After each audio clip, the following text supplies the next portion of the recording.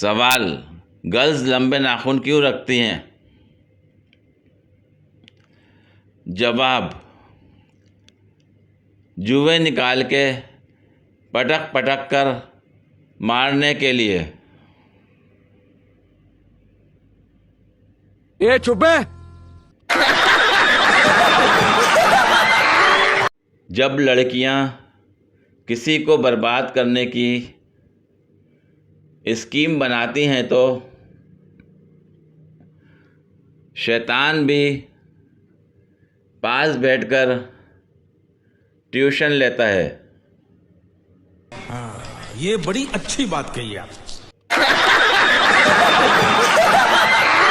आज नाश्ता करते हुए ख्याल आया कि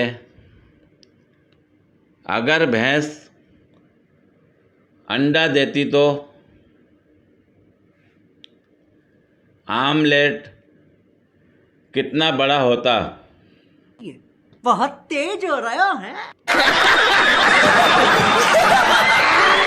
बीवी मेरी तरफ मुंह करके सोएं, मुझे डर लगता है। शौहर: अच्छा तो बस तुमने ही जीना है, मैं बेशक डर डर के मर जाऊं। ये बड़ी अच्छी बात कही आप।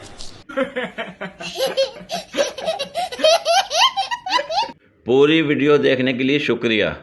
अगर वीडियो पसंद आई हो तो लाइक और शेयर करें, कमेंट में अपनी राय का इजहार करें। मज़ीद वीडियोस के लिए मेरे चैनल को सब्सक्राइब करें। शुक्रिया।